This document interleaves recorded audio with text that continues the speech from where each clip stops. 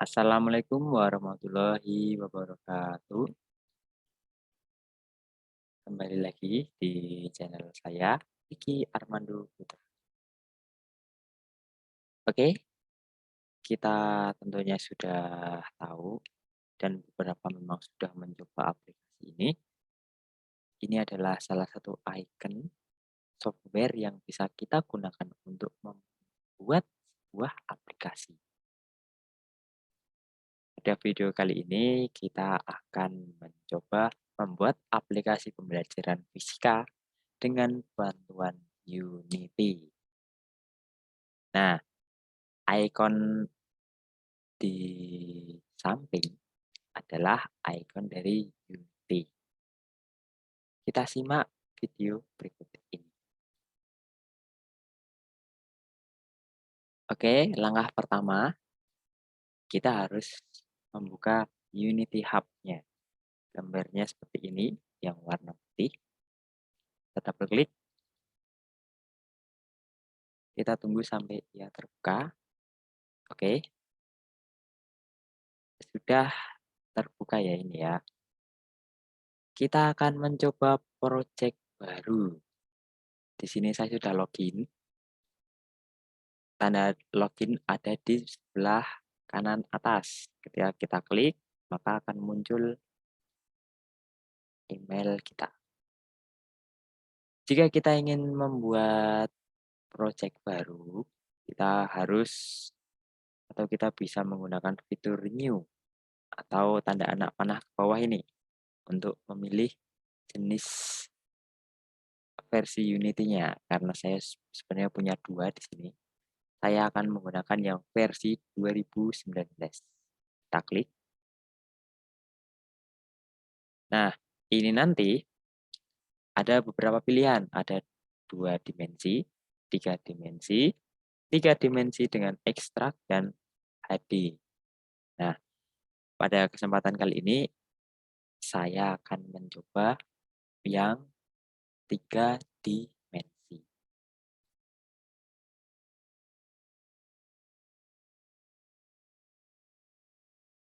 Lalu kita rubah untuk namanya. Kita ganti misalnya momentum fisika. Untuk lokasinya ini kita rubah sesuai dengan lokasi yang kita inginkan dengan mengklik tanda titik 3.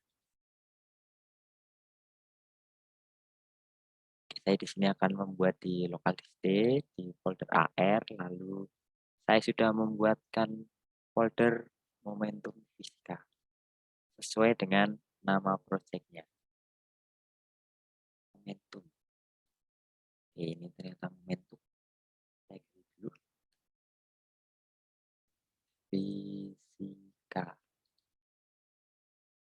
Baiklah, kalau sudah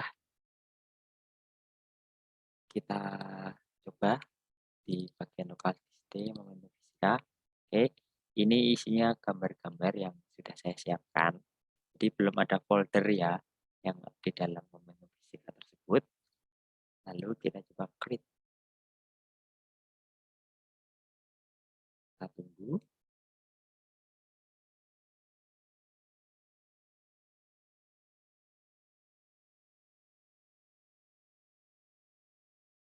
Nah, akan sampai di tampilan proses. Kita tunggu saja sampai proses ini selesai. Kecepatan ini tergantung dari spek komputer atau laptop yang kita gunakan. Semakin besar RAM-nya dan apabila dia menggunakan SSD, biasanya semakin cepat.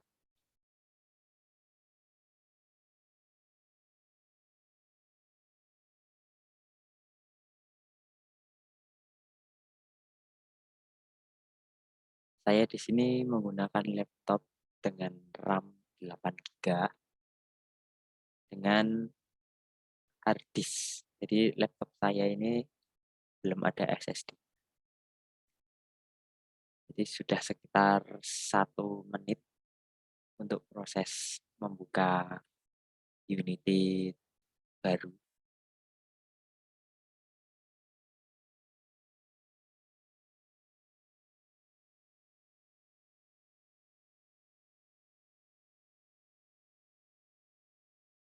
Oke, jadi 2 menit untuk membuka Unity ini dengan laptop saya RAM 8 GB.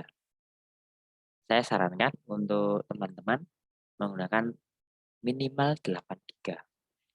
Karena jika menggunakan 4 GB, kemungkinan besar akan terlalu lemot laptopnya. Saya pernah mencobanya. Jadi laptopnya prosesnya lama. Setelah itu saya ganti laptop yang 8 GB. Oke, ini adalah tampilan pertama di Unity 2009.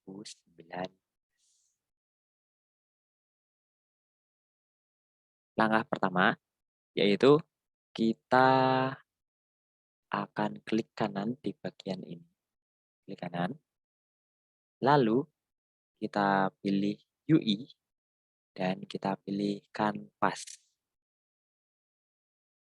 Oke, akan muncul. Kita lihat di bagian sini.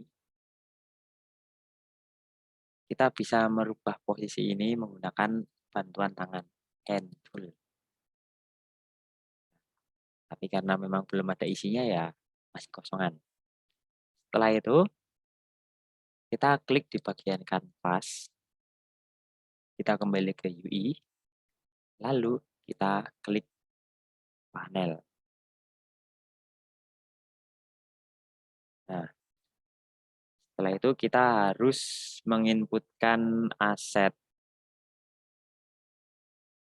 atau kita akan menginputkan gambar-gambar, baik itu background ataupun gambar-gambar di bagian tombol-tombol di bagian aset ini.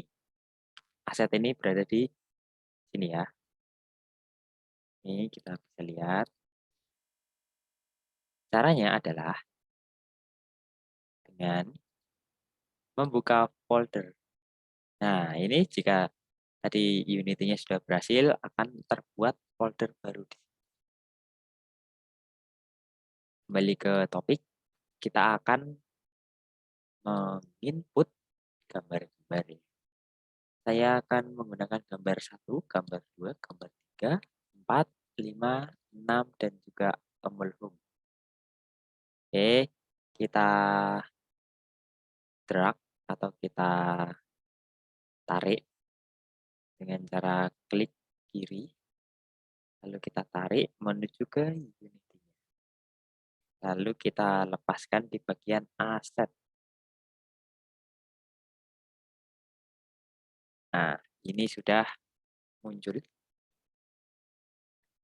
Lalu, langkah yang kedua, kita harus merubah tekstur tipenya.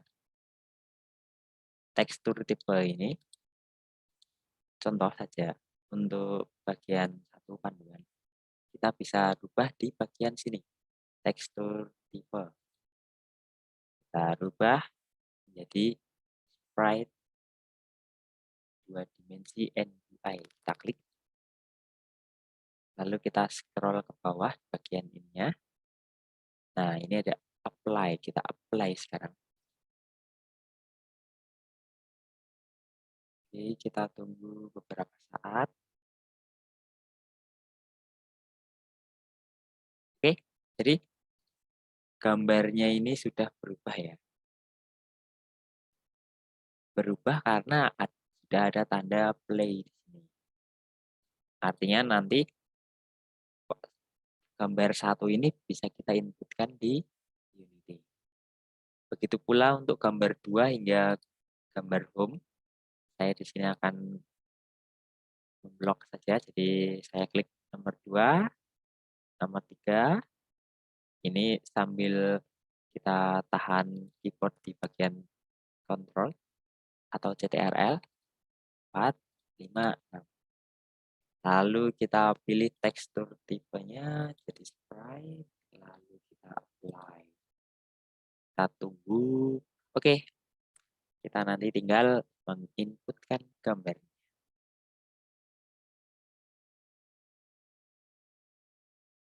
Oke, kita sebenarnya harusnya bisa untuk melihat posisi gambarnya nanti.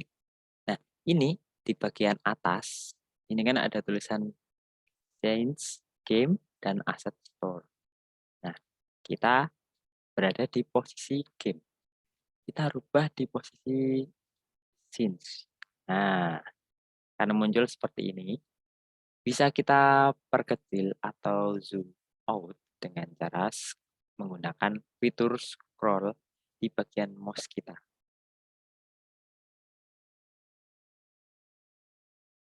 Itu. Kita juga bisa untuk merubah posisinya. Nah, dengan cara kalau saya ini adalah mengklik bagian scroll bar-nya. Kita klik, lalu kita geser-geser mouse kita, akan bergeser. Atau kita tahan menggunakan klik kiri. Jika kita menggunakan klik kanan, maka akan berputar seperti ini. Atau ketika kita ingin mudah, kita bisa menggunakan fitur yang berada di pojokan ini. Ketika kita ingin di bagian X, sumbu X, kita tinggal klik, oke kita sudah sampai. Ketika kita di sumbu Z, kita sudah sampai sana. Sumbu Y, sampai sana. Oke, seperti itu ya. Lalu, kita akan coba untuk menginput yang bagian menu. Oh, ternyata menu belum saya input di sini. Daftar isi ini ya. Belum saya input. Tertinggal satu. Oke, kita seperti tadi. Tekstur tipenya sprite, lalu kita apply.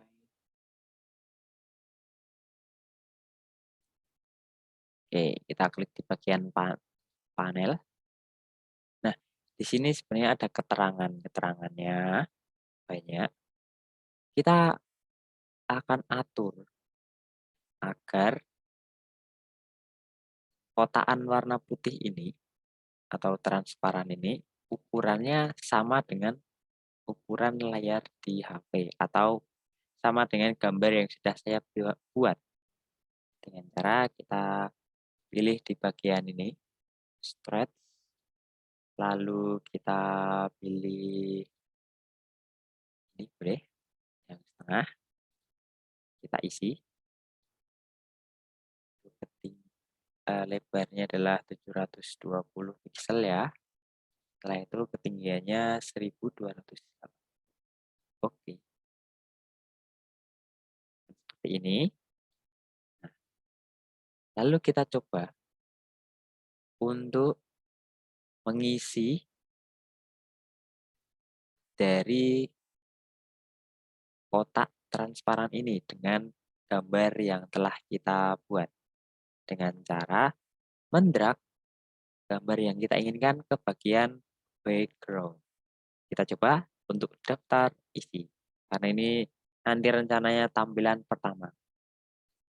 Kita klik tahan, lalu tahan dengan klik kiri.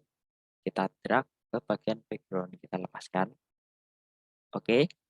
Nah, di sini tampilannya masih seperti tembus pandang ya, sampai belakang. Oke. Cara untuk tidak menembus pandang atau membuat dia lebih solid adalah dengan mengedit di bagian warna atau color. Kita klik di situ. Nah ini di bagian A ini ternyata 100. Kita buat menjadi 255. Oke, lalu kita close. Kita lihat. Oke, sudah tidak begitu seperti tadi. Jadi ini lebih solid ya. Oke, ini untuk yang pertama.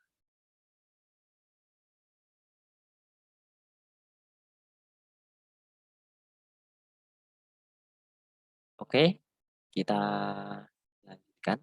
Untuk yang panel ini sebenarnya kita bisa merubah namanya. Nah, kita tinggal klik saja di bagian panelnya ini. Lalu kita lihat di bagian kiri, sorry, di bagian kanan, kanan atas. Ini ada tulisan panel. Kita bisa rubah. Misalnya saya rubah jadi daftar isi. Oke, ya akan berganti. Nah, kita punya banyak background-background yang akan kita gunakan. Caranya sama di bagian kanvas, kita klik kanan, lalu pilih UI, lalu kita pilih yang panel. Oke, sebenarnya sama, misalnya kita butuh panduan. Nah, jangan diklik untuk gambar-gambar ini. Saya ulangi lagi ya, jangan sampai kita mengklik biasa atau klik kiri biasa. Kalau kita klik kiri biasa, kita adanya akan dibawa masuk ke inspektor atau bagian-bagian dari foto atau yang kita klik tadi. Nah, kita harus kembali ke bagian ini ya, di bagian panel. Sama seperti tadi, dengan klik kiri, ditahan, lalu kita drag atau kita bawa ke bagian background. Nah, oke. Sebenarnya itu sudah muncul, tapi kok itu kecil ya, gitu pertanyaannya. Nah, dan ini kenapa tertumpuk dengan yang daftar isi? Oke, bagian panel kita rubah dulu namanya. Kita rubah menjadi satu. Kita rubah menjadi panduan. Ya, panduan. Oke, kita bisa klik di bagian daftar isi.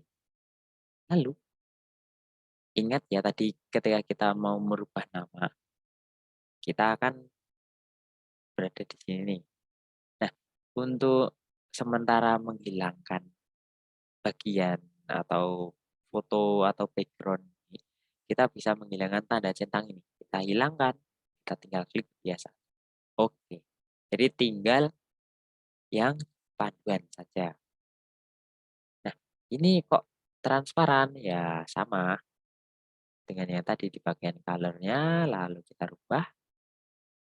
Selanjutnya kita rubah stretch-nya ini jadi 720 kali dengan 1280. Oke. Nah, ketika kita daftar isinya kita centang lagi. Oke, ternyata sama ya.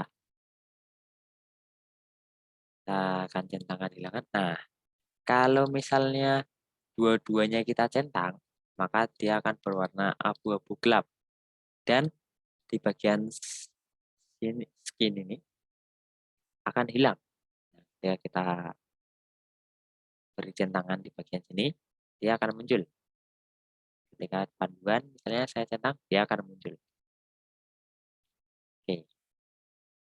Nah, sebenarnya untuk mempersingkat waktu, kita bisa duplikat. Jadi di bagian panduan ini kita klik kanan, lalu kita duplikat. Kita duplikat lagi sesuai dengan kebutuhan kita. Jika sudah, misalnya ini panduan ini akan saya rubah menjadi KD, kecil ya. Lalu di bagian ini source image-nya akan saya rubah menjadi KD. Oke, kita coba lihat cetak. Nah,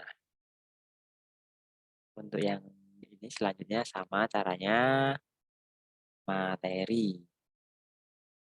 Kita tinggal drag saja.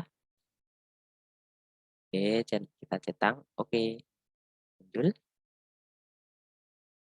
Lalu kita lanjutkan ke contoh soal. Sama, kita tinggal drag atau tarik dari foto yang kita inginkan. Lalu kita centang. Akan muncul contoh soal ya, sesuai dengan gambar nomor 4. kita duplikat lagi untuk nomor 5 dan 6. Contoh soal yang ini untuk nomor 5. Soal. Tarik saja langsung.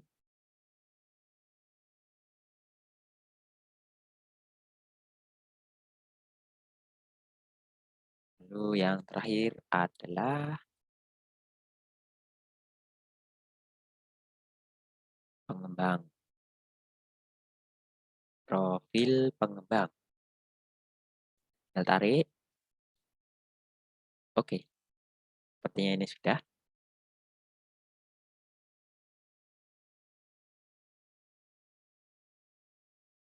Nah, kita tinggal lihat nih. Kita cek dari profil pengembang. Kita centang. Oke, sesuai dengan gambarnya. Kita lihat di bagian soal. Oke, sesuai centangannya kita hilangkan untuk menutupinya. Contoh soal warna biru. Oke, sudah sesuai. Materi warna sudah sesuai juga.